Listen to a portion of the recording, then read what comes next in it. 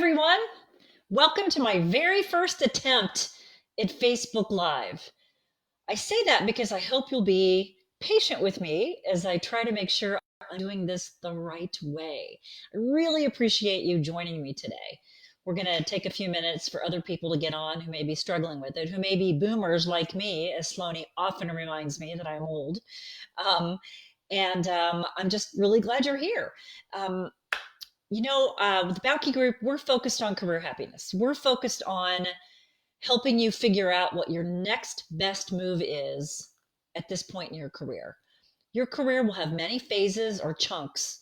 You don't have to follow the same path through the whole time you're a part of this world. And we're all about reinvention, pivoting, doing more of what makes you you. I also have, while we're waiting for more people to log on, a podcast called The Evolved Career, where I interview some local people and some national people on what they did and how they pivoted in their careers to get more of what was meaningful to them at the time.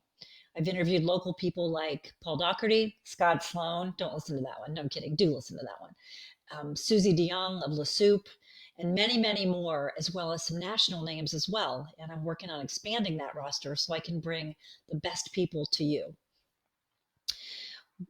As you may know, I'm on with Sloane every Wednesday morning at 10:35, talking about the career and job issues of the day. So I hope you'll tune in every week. We're going to have you. We'll be able to answer questions. And so what we want you to do is put your questions in the comments below the video, and I've got somebody who's monitoring those questions, so I don't have to do everything at once, which would frankly be a tragedy. So we're going to have smarter people do this who can feed the right questions to me. I will get to your questions. I'll stay on as long as you need me to and want me to answer your questions. And I plan on doing this every week after my segment.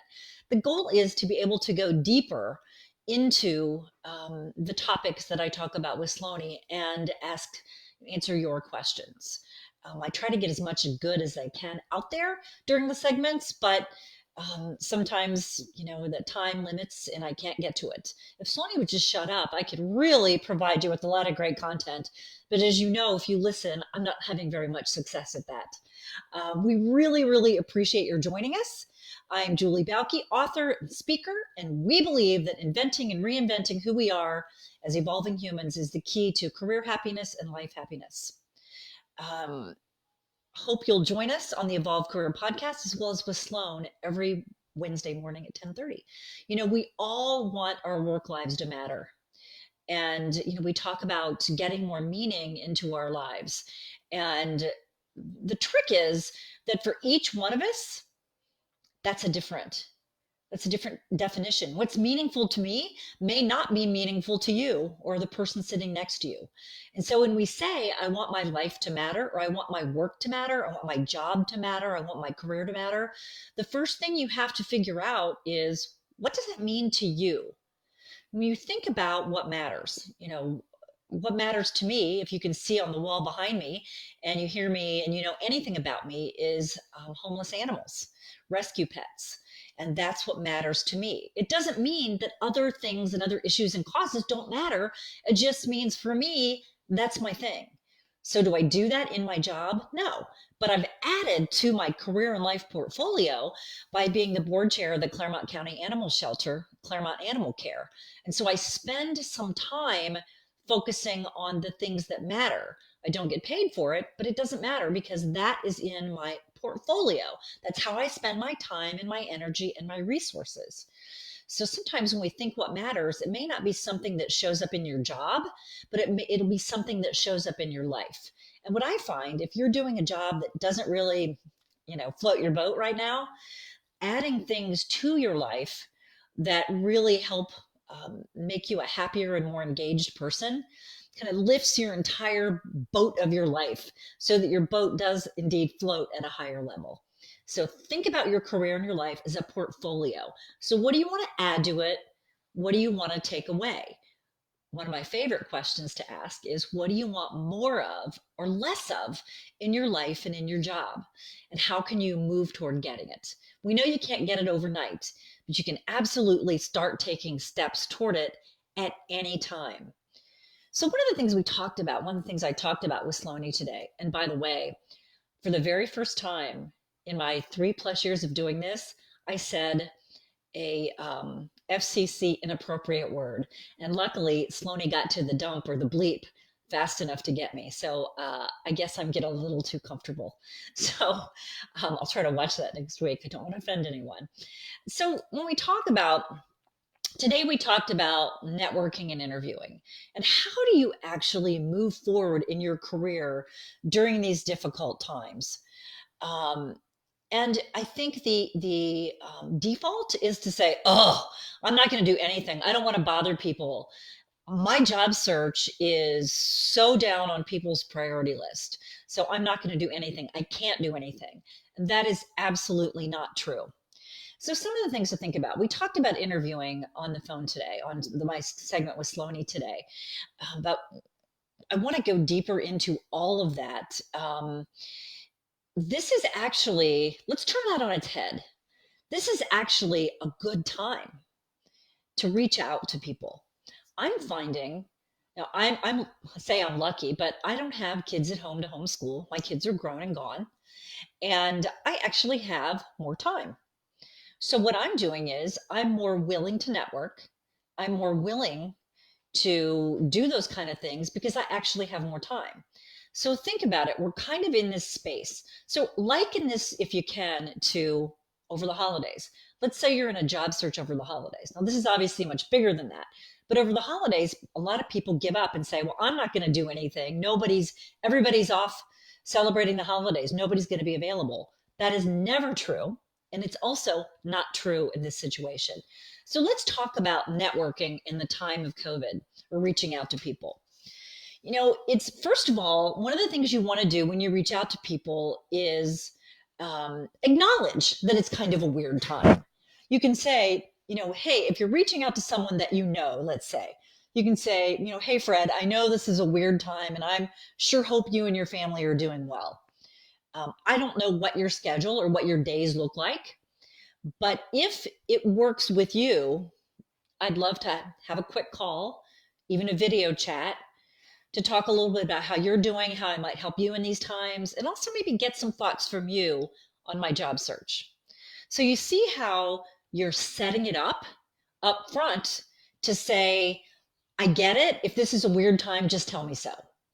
The only tone deaf thing is when you rush in and expect people to make time for you and put your job search first priority. What you're doing in the way I laid it out is that you're giving them an option as to how they respond and how they engage. They might come back and say, I'm drowning. My wife is a healthcare worker and we're barely, let's touch base after this. Great. Put it in your calendar to touch base after this. So after you've said, they might say, yeah, I do have time. I have some extra time. How about we jump on a call tomorrow at 8:30? Perfect. Your next step is to get crystal clear as to what you want to do, what you want to accomplish in the call. And frankly, this is also true in non-COVID times. One of the biggest mistakes people make in networking is that they aren't clear about what they want or what they're trying to accomplish. They go, I just wanted to know if you knew of any jobs, or some other really, really broad question that's just bad networking in any times. So for instance, you might say, Fred, I just want to check in and see how you're doing and what's going on at your company. Are you guys slow, or are you having layoffs? Or are you going crazy? What's going on at your company? Maybe you want to ask Fred about his thoughts about his company or another company he used to work for, or a certain industry, or maybe Fred is in a field that you'd like to get into, or he's got a certain skill set that you'd like to build. You can ask him about that. Or you might literally be looking for an introduction to John Doe. So think really clearly about what you hope to accomplish. The worst networking is networking that's so general. Do you know of any jobs? I will have people say to me, well, I just want to network with you because you know a lot of people. Yeah, I do. Okay, and what do you want? Do you want me to introduce you to everybody I know? Because that's not happening. And you should never network that way either. So don't ever reach out and say, yes, I just want to introduce me to people you know. Get super clear how that person can help you. The advantage to that is they're then prepared. Um, they're then prepared for the call. So if they know what you want to talk about, you tee it up, and then they can do some research or get ready for that call. Instead, if you just go in and say, I just want to talk to you, they've got to catch up and really do the thinking for you after the call. And so you want to really respect everybody's time. So what do you want? And get very, very clear. Another thought about networking in these times is people who know you best are the people who are most likely to give you time. If you call somebody you've never met before, it's a tougher bridge to cross because you're saying, hey, let's get to know each other during these tough times, and then can you help me? So you want to think about, I'm a fan of categorizing your networking contacts. Super simple. ABC, piece of paper, Excel spreadsheet. Who are your best networking contacts? And your A's are the people who are in a position to help you and would be willing to help you, the people who know you best. Remember, personally and professionally. Your contact you might have a great contact in your neighborhood, but you don't know that because you've only ever thought of him or her as a neighbor instead of a professional. So make a list of your top 10 to 12 contacts, the people who know you best, are more likely to help, and also are better connected. Then your B's are somebody, think about concentric circles. So your B's are somebody who are less that way. And then your C's are people that you might need some help getting an introduction. So who do you want to be networking with? Remember, networking with just anybody is pretty much a waste of your time. Anybody who's willing to talk to you, sure. I mean, a blind squirrel finds a nut every once in a while, but it's not likely to be the best place for you to network. You want to always think about concentric circles. Who do I know best? We're so afraid sometimes to reach out to those people who we know best because, I don't want to bother them. Well, let me ask you this. If somebody called you, someone you cared about called you and asked for help, would they be bothering you? Would you help? Everybody on this call is probably saying, yep. So why don't you think the people who like you feel the same way? Give people the gift of helping them help you. Everybody wants to help. But I'll go back to what I said a couple minutes ago. You got to be really specific about what you're looking for. I'm looking for a job. Well, sure you are. But if you approach every networking conversation like that, people are going to be like, oh, that's too scary. It's like that puts too much pressure on me. If someone says to me, do you know of any jobs? I don't carry a list of jobs in my back pocket, and neither do you. But what you can do is work on building that relationship. That's what networking is. It's building a relationship. It's building a mutually beneficial relationship. When it comes to, if you're sitting in the middle of this thinking, I want to do something different after all this is over, think about, let's say that, you're working from home or you've lost your job or you never were that happy to start with. This can be the absolute best time to figure out what you want to do next because you potentially have the gift of time to figure it out. And so really saying, okay, I've got this time and I want to figure out what is it that I want to do next. Think back to when you were super busy at work. You said to yourself, man, when I get time, I'm going to get my resume done. I'm going to get, I'm going to figure out what I want to do next. And you may or may not have extra time, but if you do, spend some time thinking about it and getting ready because you don't know if your job's going to come back. You don't know whether it's going to come back like it was before. And if you're looking at this saying, ugh, I don't want to go out and bother people now because nobody's hiring. Oh, yes, they are. If you'll remember back to January and most of February, hiring was going crazy. Not all of that has gone away. So we're still in that same place. And when this all comes back, yes, things are going to come back differently, certainly. But you have to be ready for whatever is next. You've got to be ready for your next Move. And this is the time to do it. Don't wait until your company says, okay, everybody, come back. It's time to come back. And now you're like, crap, I didn't like that job before I, got furloughed or worked from home. Here we go again. This is a time of resetting. And you've got to find the silver lining in this from a career standpoint and from a networking and interviewing standpoint. Build those relationships. In other words, get ready to act. Our model is think, plan, execute. This time is the most beautiful time and perfect time to think and plan. So when you're ready to hit the market after things pick up, you're ready. Boom. You know who to network with. Your resume is excellent. Your LinkedIn profile is excellent. You have a plan that you're ready to execute. If you wait until things pick back up to even think or plan, you're going to be behind the 8 ball, and we don't want that. So I'd like to get to your questions now. Is networking, I love this one. Julie asks, is networking different for introverts and extroverts? Yes. And maybe not for why you think it is. Introverts are actually designed to be better networkers, and I'll tell you why. First of all, there's a misunderstanding as to what networking actually is. It's not going to meetings and slapping people on the back and exchanging business cards and work in the room, which I absolutely hate that. What it is, it's building relationships. Here's my definition of networking: the building of mutually beneficial relationships that help you meet your goals. The building of mutually beneficial relationships that are aligned with your goals. And so how do we build relationships? We build relationships by sharing, listening, follow up, and helping each other. Introverts are, in general, good listeners. And listening is what helps us build relationships.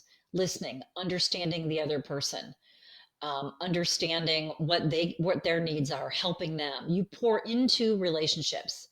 If you have any personal relationships where you do all the talking, it's probably not a very good relationship. Professional relationships are no different. So as an introvert, you're probably not going to enjoy going to big events, which is okay because there are no big events right now anyway. But even in normal times, I'm very convinced you can find a great job and never having gone to a networking event.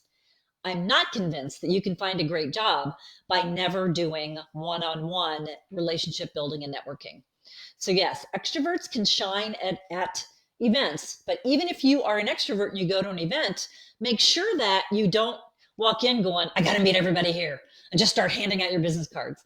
If you can make 2 connections at an event with people that you found something in common with, that you want to follow up with after the event, you need to consider yourself a winner. So introverts, don't tell yourself, I'm not going to network and I can't network, because not only can you, but you have to. Because even in our times of technology and all these job boards and everything, people hire people, not LinkedIn profiles. LinkedIn profile and the resume is what gets you to the conversation that helps you build the relationship that helps you get the job. One of my best tips for introverts is always have a couple questions to ask. If you're anywhere, just say, what's going on? What kind of things are you working on at your company? What are your priorities? What do you like best about your job? What do you like best about working at that company? What kind of exciting things are you working on? In other words, you ask a question that the other person then has to answer. And then guess what? You're off and running. You're having a conversation and building a relationship. So yes, it's different for both. Next question. Mindy asks, because of COVID and recent layoffs at companies, should you be prepared and start looking for a new job if you think there's a chance you might get laid off or furloughed? Absolutely. The truth is, you should always be prepared to look forward, Mindy, and always be prepared to move on to your next thing. It's once you land a job, or if you're in a job and you're looking around and saying, yeah, I'm good here, that's when you're making your first mistake. You should always keep your options open. You should always have your LinkedIn profile up to date. Because as I say to people, if your company decided they didn't need you anymore, as you're maybe learning in this time, they wouldn't hesitate to lay you off. I hate to say it, but I think we're figuring this out, aren't we? If we didn't learn it in 2008, we're certainly learning it now. One of my favorite sayings is, "Your company wants you until the day they don't, and you need to act accordingly." And so, even if you like your job, you need to really think about, what would I do if they decided to let me go, or something happened at my company. Even if you think you're rock solid, it's a really safe and smart question to ask yourself, um, is, what would I do if I got a call today and they said you don't need to come back? So yes, resume, if you are not spending this time getting your resume and your LinkedIn profiles so up to date and so perfect, you are, you're wasting valuable time. Always be ready to go into a job search at any time, especially during tough times in the market. But you know what? Even in these great times in the market, people are getting laid off. There might be a new boss who comes in